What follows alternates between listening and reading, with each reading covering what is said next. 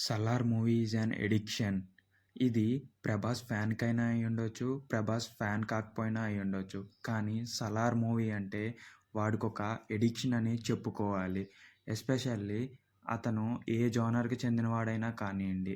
టాలీవుడ్డా, బాలీవుడ్డా, హాలీవుడ్డా అదంతా సెకండరీ. ఒక్కసారి 'సలార్' మూవీ చూస్తే ఆ హైప్‌లో ఉండిపోతాడు. అలా ఉంటది మూవీ మాత్రం. మూవీ తీసిన ప్రశాంత్ నీల్‌కి మాత్రం హ్యాట్స్ ఆఫ్ అనే చెప్పుకోవాలి. ఫస్ట్‌లో అందరూ 'ఉగ్రం వీరం' రీమేక్ అన్నారు. అదన్నారు, ఇదన్నారు. ఒక్కసారి 'ప్రభాస్' యాక్టింగ్ చూసాక అంతా జుజుబి అయిపోయింది.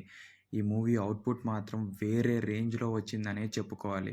ఇన్‌ఫాక్ట్ ప్రతి మెయిల్, సిగ్మా మెయిల్ ఈ మూవీకి అంతలాగా ఎడిక్ట్ అయిపోయాడు, అయిపోతాడు కూడా. మూవీ వచ్చి దగ్గర దగ్గర సంవత్సరం దాటిపోయింది. ఏదైతే 22 డిసెంబర్ 2023 దాటిందో, ఐ మీన్ ఆ రోజు రిలీజ్ అయిందో, ఇప్పటికీ కూడా మూవీ అంతేగా రొటేట్ అవుతది. దీనికున్న వ్యూవర్‌షిప్ 'ప్రభాస్‌ది' ఏ మూవీకి ఉండదు. ఎందుకు ఈ మూవీ అంటే అంత ఎడిక్షన్? ఎందుకు ఆ మూవీ అంటే అంత పిచ్చో, అసల లైన్ టు లైన్ డీటెయిల్ మాట్లాడుకోవాలంటే మనకి ఒక్క వీడియో సరిపోదు. ఇలాంటి 10 వీడియోలు కావాలి. అన్ని డీటెయిల్స్, అన్ని ఎమోషన్స్ ప్రశాంత్ నీల్ మన కోసం దాచుంచాడు. ఇన్‌ఫాక్ట్ పిన్ టు పిన్ చెప్పుకోవాలంటే ఆ 10 వీడియోస్ కూడా సరిపోవు. టు బీ ఫ్రాంక్ ఈ మూవీలో 'ప్రభాస్' గారు 10 నిమిషాలు కూడా మాట్లాడరు. కానీ దాని అవుట్‌పుట్ ఎలా ఉంటదో తెలుసా? దాన్ని ఎలా కన్సిడర్ చేశారో తెలుసా? ప్రతి ఒక్కళ్ళు దాన్ని సిగ్మా మేల్‌గా కన్సిడర్ చేసి వాళ్ళు ఈ క్యారెక్టర్‌ననేది డెవలప్ చేసుకుంటున్నారు. అసలు ఒక మూవీకి ఈ రేంజ్‌లో ఎడిక్ట్ అవ్వాల్సిన కారణాలేంటో మనం చూసుకున్నట్టయితే, ఆ మూవీలో 'ప్రభాస్' చేసిన యాక్టింగ్ ప్రైమరీ కిందకొస్తది. ఇనీషియల్లీ 'ప్రభాస్‌కి' మనం ఆ మార్క్స్ ఇచ్చేయాల్సిందే. ఆ రేంజ్‌లో ఉంటది యాక్టింగ్ మరియు అవుట్‌పుట్ గాని. సెకండ్ ఆ బీజీఎం గాని, ఆ విలన్స్ గాని and the way of behaviour ఆ మూవీలో. అండ్ థర్డ్ వన్ వచ్చేసరికి అబ్సల్యూట్‌లీ స్టోరీయే. ఆ స్టోరీ మీరు ఎక్కడో చూసినట్టుంటే వదిలేసేయండి. చూసినట్టున్నా కూడా మనం ఎన్ని మూవీస్ చూడట్లేదు సేమ్ స్టోరీనే. కాకపోతే హీరో, హీరోయిన్ మారుతున్నారు. అలాంటి మూవీకి మనం ఎలా పెట్టుకోవాలసల? మన టాలీవుడ్‌కి, మన కాలీవుడ్ నుంచి వచ్చి ఇండియన్ దద్దరిల్లిచ్చింది ఆ మూవీ. అండ్ ఇంతలాగా స్టోరీ డిమాండ్ చేసింది కాబట్టే ఆ రేంజ్‌లో వచ్చింది అవుట్‌పుట్ మాత్రం. అండ్ 'సలార్ కేస్ 2'కి మాత్రం కూడా ఇంతే ఇలాగే వెయిట్ చేస్తున్నారు. ఇఫ్ ద అవుట్‌పుట్ కూడా ఇలాగే ఉంటే మాత్రం 'బాహుబలి' రికార్డ్స్ ఇంకా జాగ్రత్తగా పెట్టుకోవాల్సిందే. ఆయన రికార్డ్స్ ఎప్పుడూ ఆయనే బద్దలు కొట్టుకుంటాడు కదా! మేబీ అదే జరుగుద్దేమో ఈసారి కూడా. అండ్ ఒక్కొక్కళ్ళు ఎడిక్షన్ అవ్వటానికి కొన్ని పాయింట్స్ అనేవి మనం తీద్దాం. ఫస్ట్ పాయింట్ వచ్చేసి 'ప్రభాస్' గారి ఇంట్రడక్షన్. అండ్ ఆ ఇంటర్వెల్ ముందల 'ప్రభాస్' గారిని ఇంట్రడ్యూస్ చేస్తది కదా విలన్. అసల దానికి ఎంతమంది ఫ్యాన్స్ ఉన్నారో చెప్పండి. 'సలార్ రాయ్ సార్ సలార్' అన్నదానికి. అండ్ ఆ సీల్ పుట్టించింది వీడే అని. క్రేజీ. నేనైతే థియేటర్‌లో ఇంకా అన్నీ మూసుకొని షాక్‌లో ఉన్నా. అంతలాగా ఉంటది మూవీ మాత్రం. అండ్ చాలామంది మేల్స్‌కి ట్రిగ్గర్ అయిపోయిన పాయింట్ మాత్రం అక్కడే.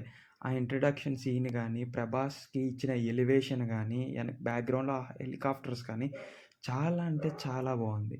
అండ్ నెంబర్ 2కొచ్చేసరికి మూవీలో కలర్ గ్రేడింగ్. ఆ కలర్ గ్రేడింగ్ చాలా అంటే చాలా కొత్తగా ఉంది. అండ్ ప్యూర్ బ్లాక్ కాదు. అండ్ సాచురేషన్ అనేది ఎక్కువ ఉండదు. ఆ సెగ్మెంట్‌కి తగ్గట్టు యాప్టిట్యూడ్‌గా తీసిపెట్టినాడు మన 'సలార్‌కి'. ఎవరు? ప్రశాంత్ మామ. అందుకనే దీనికి అవుట్‌పుట్ కూడా అలాగే ఉంది. అండ్ ఒక ఫ్రెండ్ కోసం ఇంకొక ఫ్రెండ్ చేసే అడ్వెంచర్ కానొచ్చా? లేకపోతే త్యాగం అనొచ్చా? ఒక ఫ్రెండ్ వీడి అమ్మ కోసం, వీడి కోసం వాడి కుర్చీనే త్యాగం చేశాడు. అండ్ అదే ఫ్రెండ్ కోసం మళ్ళీ కష్టమొస్తే వీడి ప్రాణాలు కూడా లెక్క చేయకోకుండా ఎళ్ళాడు. ఈ కీ పాయింట్‌ని పట్టుకొని 'సలార్' మొత్తం సాగుతా ఉంటది. అండ్ ఇంత ప్రాణ స్నేహితులు లాస్ట్‌కొచ్చేసరికి విలన్స్ అవుతారు. క్రేజీ కదా! ఒక్కొక్క ప్లాట్‌లో కూడా ఒక్కొక్క ట్విస్ట్ ఉండిపోయింది. ఈ ట్విస్ట్‌ని క్యారీ చేయడం అనేది చాలా అంటే చాలా గొప్ప. ఆ ట్విస్ట్‌ని క్యారీ చేస్తూ, అలాగే హైప్‌ని కొనసాగిస్తూ అండ్ మన హీరోకి ఎక్కడ తగ్గకోకుండా పవర్‌ని ఎలివేట్ చేస్తూ చెప్పాలంటే సినిమాలో 'ప్రభాస్' ఇంట్రడక్షనే అలాగుంటది. జాతర నుంచి వస్తున్నట్టు. అలాగా ఇస్తున్నప్పుడు ఇంకా వేరే కావాలి కదా! డైరెక్టర్ మనసులో ఇంకా ఇంకా ఏదో ఉంటేనే కదా ఆ రేంజ్ అవుట్‌పుట్ వస్తది. మన 'ప్రభాస్‌ని' ఆల్రెడీ డైనోసార్‌ని చేసేసారనుకోండి, అది వేరే విషయం. ఆ డైనోసార్ గర్జిస్తుంటే టాలీవుడ్ ఏంటి, హాలీవుడ్ గూడా భయపడుతుంది. అండ్ ఇంకా ప్రైమరీ సీన్ అనేసరికి కాటేరమ్మ ఫైట్. ఈ కాటేరమ్మ ఫైటు ఎవ్వరికీ నచ్చనోళ్ళే ఉండరు. బికాస్ ఆ ఫైట్‌కి దానికి తగ్గట్టు న్యాయం జరిగిందనే చెప్పుకోవాలి. అండ్ 'ప్రభాస్' సెకండ్ హాఫ్‌లో నుంచి ఫస్ట్ ఫైట్ అదే. అండ్ ప్రీ క్లైమాక్స్ ఫైట్ గూడా అదే. వాడిని చంపుతున్నప్పుడు ఆ బ్యాక్‌గ్రౌండ్ మ్యూజిక్ గానీ, అక్కడ ఆడపిల్లల కలర్ గ్రేడింగ్ గానీ, అమ్మవారి దగ్గర గానీ వేరే వైబ్ ఇస్తది. ఇంకా అసలు ఆ కాటేరమ్మ ఫైట్‌ని బీట్ చేసేంత ఫైట్ టాలీవుడ్‌లో కాదు, మేబీ 'ప్రభాస్' కెరియర్‌లో రావాలన్నా కూడా చాలా కష్టమే అని జెప్పాలి. అసాధ్యం అని జెప్పట్లేదు. చాలా కష్టమనే చెప్పాలి. అలా ఉంటది కాటేరమ్మ ఫైట్ మాత్రం. అసల అక్కడ వచ్చే బీజీఎంకి ఎంతమంది అడిక్ట్ అయిపోతారో, ప్రతి వర్డ్, ప్రతి డైలాగ్ ఇంపార్టెంటే. అక్కడ "అన్నా చెప్పు, వాడిని ఆపు" అని తమ్ముడు అంటూనే ఉంటాడు. అండ్ వాడు కన్క్లూజన్ ఇచ్చేస్తాడు. వాడిని ఆపలేను అని. అక్కడ నుంచి స్టార్ట్ అవుతది కదా నరకుడు. అండ్ ఆ ఎలివేషన్ ఇవ్వటం కానీ, ఆ ఫైట్‌ని డిజైన్ చేయడం గానీ వేరే ఉంటది. ఇప్పుడు ఎక్కడైతే మనకి ఓటింగ్స్ జరుగుతాయో, అసల ఇవంతా కొత్త జోనర్‌కి తీసుకొచ్చేసాడు ప్రశాంత్ నీల్. ఏదైతే రియల్ మెన్‌కి కావాల్సింది ఇదే.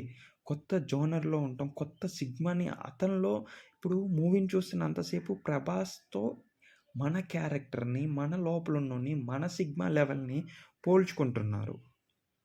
అండ్ ఓటింగ్ దగ్గర కూడా వచ్చేటప్పుడు వాళ్ళ ఫ్రెండ్ మీద చెయ్యేస్తారని తెలిసే వాళ్ళ తలలు తీసేశారు. అలా ఉంటది. మూవీ హైప్ ఇస్తూనే ఉంటది. ఎక్కడ చూడండి హైప్‌కసలు కొలతే రాదు. అది 'Prabhas' movie. That too Prashanth Neel చేస్తున్నాడు. మనం ఇంతకన్నా ఎక్కువే ఎక్స్‌పెక్ట్ చేయొచ్చు 'సలార్ పార్ట్ 2లో'.